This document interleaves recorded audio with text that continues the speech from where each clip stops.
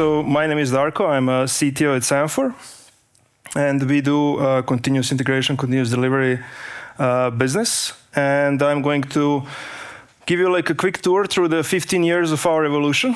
And yeah, hope you will get something useful out of it. Now that I have praised the conference organizers, I can move to the next step and say that my CO2 emissions are probably the highest at this conference. It happened to be a change of plans, and I was prior to this conference in LA, and I had the chance to visit this, Joshua National Park. So you don't have to go. I brought you some sunlight. One thing that I have learned there is that these two guys are from that national park. I did not know that. In practice, the guy actually looks like this. It's not blue, and he doesn't have Wi-Fi. Okay. So just to set the stage, in broad terms, I think you all know this, but CI/CD systems, what are the essential components? You have the brain, you have a UI, an API, and all of that, and then you have like a set of agents that you need to communicate with. So that's the overall architecture, and it's sort of a distributed system, and it will be useful as we go along the way.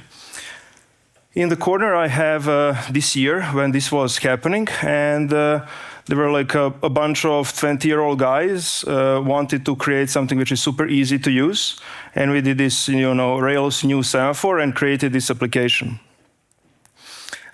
It was super simple. The goal was to just run things in the cloud, and it was early 2010s. The innovation in the world was just taking the software that you have on your desktop and just putting it in the cloud, it's a step that had to happen, and that was the major selling point, and it worked. We got some traction. In terms of how the infrastructure evolved, so we first pushed to Heroku.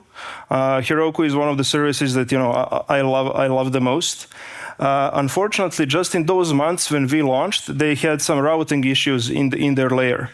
And a lot of instabilities that people that were using us that have experienced was their fault. Again, I love them, and they are great, but it just happened. Budgetary constraints and so on. We moved to Hetzner, your neighbors here in Germany. We run the build jobs there still, but then we moved also the application to Hetzner. The unpleasant experience is that you have to manage your own database and be responsible for it, and you don't want ever to deal with that. You want to delegate that risk to someone else. And over time, as we acquired some budget, as we were bootstrapped, we moved to AWS. As you can imagine, costs went 5 or 8 times, I think, up, but risk was lower. And that was the very beginning of the journey when it comes to the infrastructure.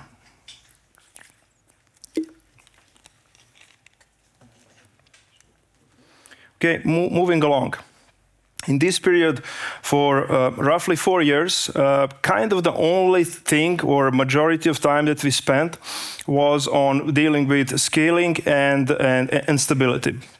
Stability is number one attribute of a CI/CD system. If people can run their builds, they're unhappy, they scream at you, and they have all the right to do that. A lot of the instabilities were just coming from our lack of knowledge how to implement such a system. Comparing to a typical web apps with CRUD, when you write something to the database and things get back, this is a much different beast to deal with. You have these long-running processes in the background that you should not disrupt. You should be making deployments in the meantime. And even if something goes bad, you should not, poison the state of your system. So you must have a lot of state machines, and you must have timeouts and the whole architecture made in such a way that it can just handle failure. So handling failure all over the place and being just, failure first, accommodating the failure was a very important piece of the architecture. One of the tools that we reached for was, we had this glorious monolith.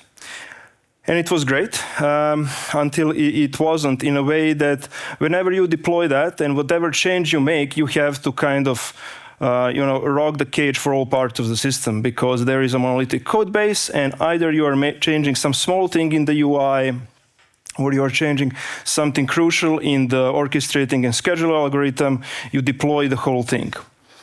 That was the one piece. The other piece is tied to just scaling. We did not have anything what was like exponential growth, as usually, the US startups have. It was more gradual, but it was still the growth that was taking the system to the next level and, testing it, how good it is. And as you very well know, there can be a system that works very fine with, 10 or 1,000 data points, but if you throw 1 million or 10 million data points at it, it's going to show its weaknesses. So what we did here, we essentially deployed the monolith multiple times that had different entry points.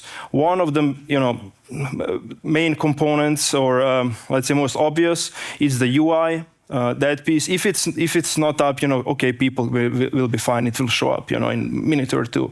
Not a big deal. Then there are APIs for machines to interact with each other.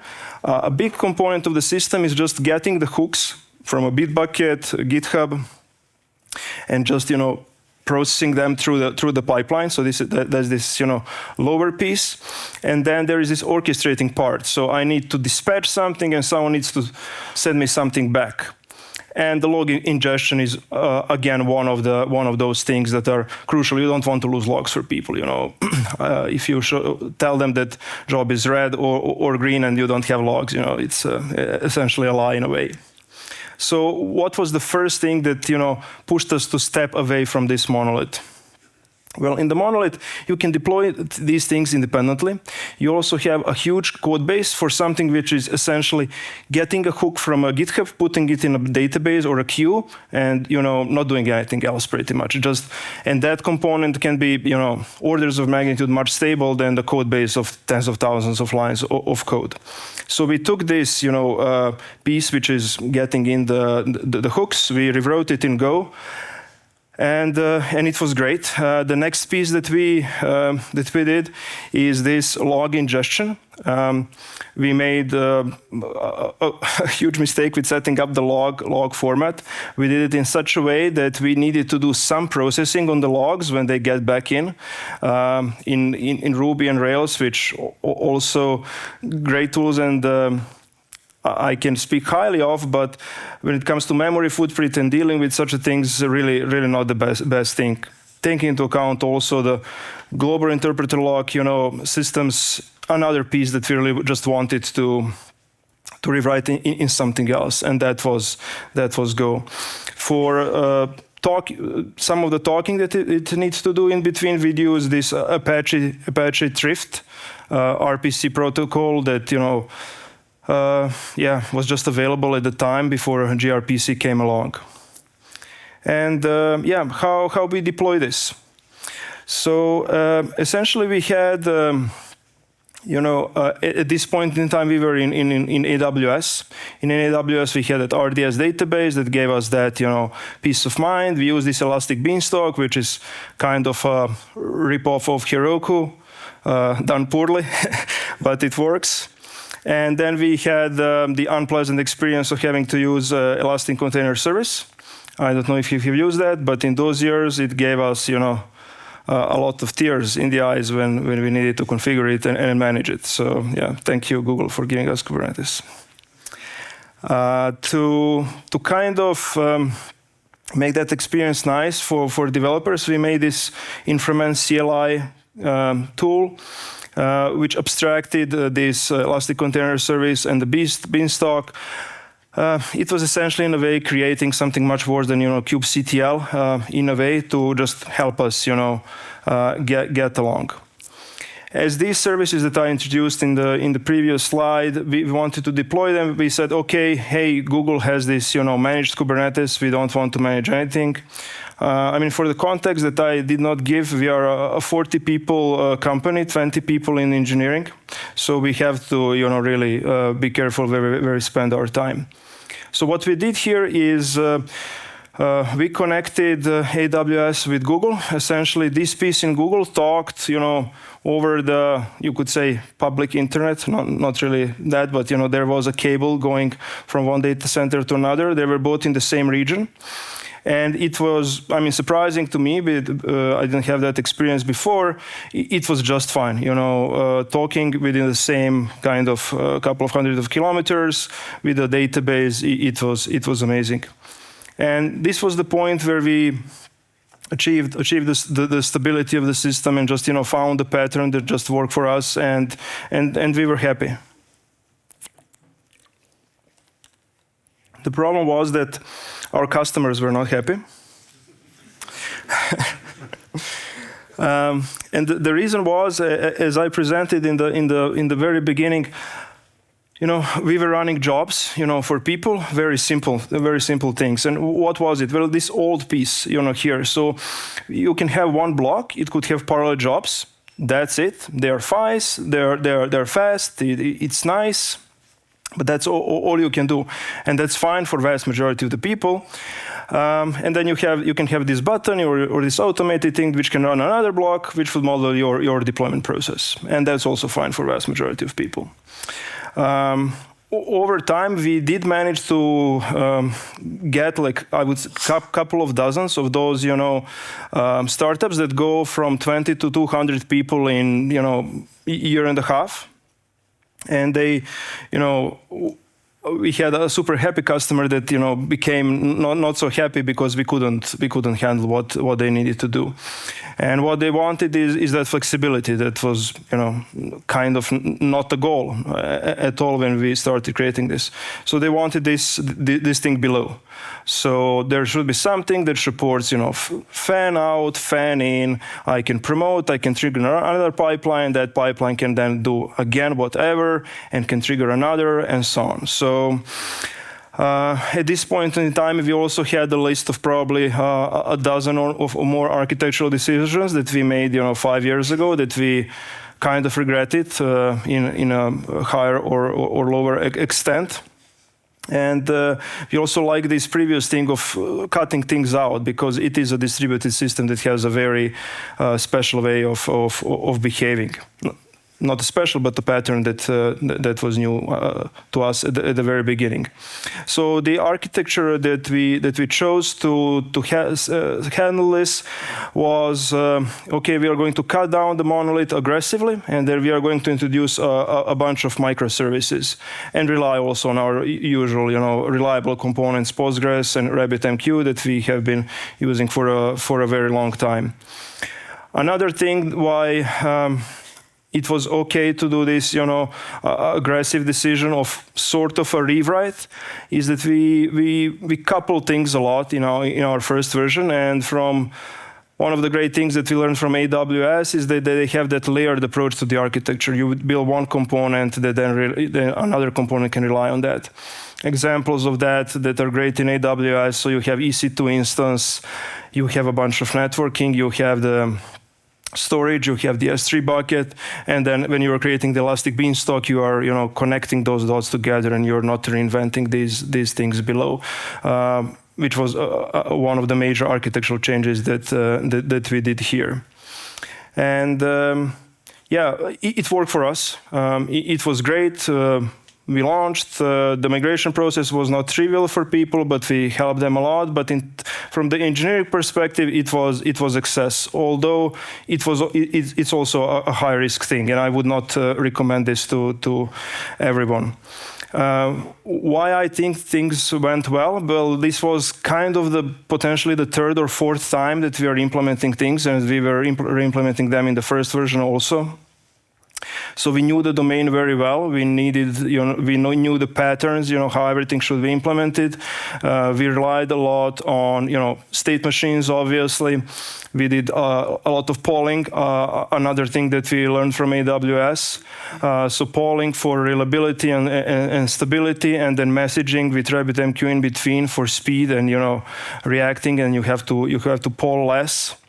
It's not a super UI-heavy application. I have historically worked with a lot of people where there is kind of a new entity, new resource being added into the system every day, and then you create a CRUD and all of that, and you want to have that super fast feedback loop. I refresh my browser, I immediately see all those changes that are happening. That's not the case for us. There are drawbacks. One of the kind, from the developer perspective, maybe most obvious one, is that your UI and your API are not connected to the database. You are talking to other external APIs. So when you boot it locally, you don't have that super fast feedback. But we are not a UI heavy. How am I on time? Okay.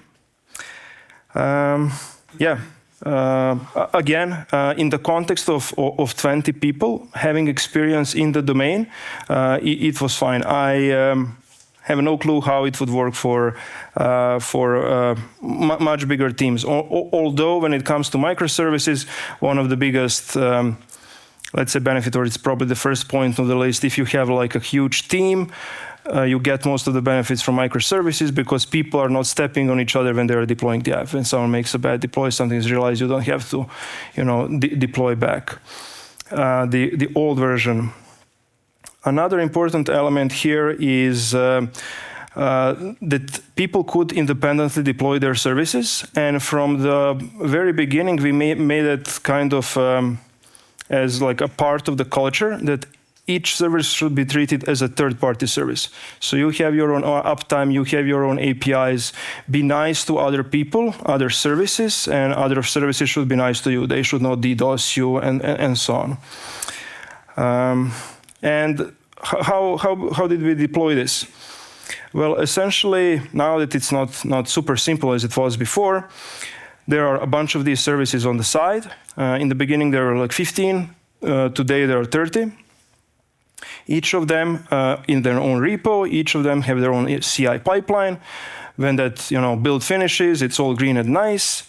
You click a promote button, and then the next pipeline is going to commit to this repository, which we call Launchpad, and that repository holds all the Kubernetes YAML files, and then from there on we are going to apply, just the GitOps, just sync that to your Kubernetes cluster, and it worked just fine for us.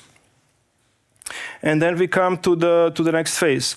The next phase is that, okay, we now have this flexible system that can work for those bigger companies that have all of those quirky things that they need to model and they need flexibility. And then they come to us, well, this is great, but it will not work for us because we have this security, legal compliance, regulatory requirements that it must run on-prem. And we had one of those rare situations where in a period of 2 months, literally we had 3 customers, or 1 prospect, 2 customers saying to us, oh, we want to sell to US federal government. We need this, this FedRAMP certification. And the FedRAMP certification is something that I don't wish for anyone to, to go through based on the stories that I have heard. A lot of rules that are not clear, and you don't know how to get there. So shipping it on-prem, it was quite challenging because the mindset, the culture of the whole organization is that we are shipping fast. Okay, if something goes wrong, we are going to roll it back. I would say it's mainly that cultural thing. There is a lot of heavy lifting because suddenly the requirement is that we are not running it, but someone, in some data center across the ocean which we cannot access needs to run the application. I mean, it has been done so many times before, but we never did it. So we use Replicated. It's a great service. You can do click, click, click, install shield, experience, and customers can boot that up. This was also the first time that we created end-to-end tests. We did not have end-to-end tests before. I think it was in the back of my head, okay, maybe that's not so good, maybe it's good. And then I had a chance to talk with Dave Farley. You probably know the guy, the guy behind the book Continuous Integration. And he told me, no, you should not have them. That's completely fine because all of those microservices should be treated independently, deployed independently. They should live together without you running inflicting that culture of okay, I need to test everything together. But for these conditions are a little bit different when you're shipping something to a customer on a CD, pretty much. And what was the release process? The release process, not maybe the release process, but I would say the artifact that we are shipping is essentially it was just a branch in our Launchpad. And the Launchpad is that repo which is just holding the Kubernetes YAMLs. After we committed to a quarterly release cycle, and the master is just zooming along, being deployed to our SaaS, and the on-prem branch is staying behind, and then you need to create a new release. And when you create that new release, you need to go through 30 repos. You need to kind of calculate what the diffs are, since we shipped last, and what is currently in the master and in the production. And then you need to follow through what's the potentially upgrade issues that might happen when someone deploys that into production. And the people that were tasked with doing this were just, we are going to go crazy. It's very, very hard thing to do, as to rewind and connect what worked with what. And this was the main reason why we went with Monorepos. So shipping 30 services in SaaS, as I already explained now, like no issues, but shipping it in this on-prem manner, very, very hard thing to do. And then we relied on this. We moved everything in one repository, obviously. We relied on this change-in function, which we included actually like 2 years ago on a block level. You could have this condition when to run it or to skip it. And we, for some customers, implemented change-in function. This change-in function essentially calculated the diff, and should it be run should we run that as part of this now big CI pipeline or not? We didn't have a need for that. We didn't use it. So only 2 years later, we essentially relied on it. This function ended up, crucial and super useful for us, because our system is composed essentially of separate services that are talking over the gRPC. So them changing or not changing, we don't have that super complex dependency structure where you need to compile things back and so on. So Bazel or something like that can be potentially like a better tool if you're using C++ or something like that to figure these things out.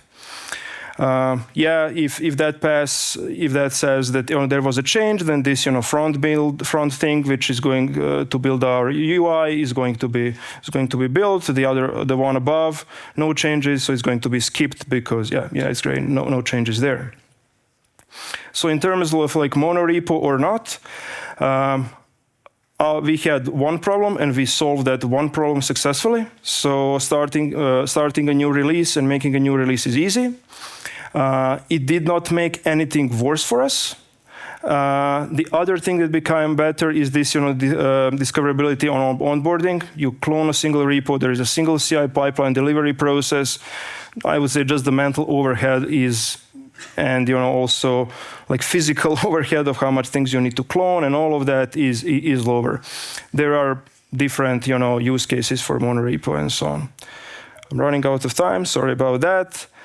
The last element is that we also open sourced it. So vast majority of things are open source and open core, and that was the last piece of moving things around. So those YAMLs that did live in that Launchpad, a separate repo all along, now finally came back home into that repo, and that Helm is shipping them through. And that's it. No time for questions. Thank you.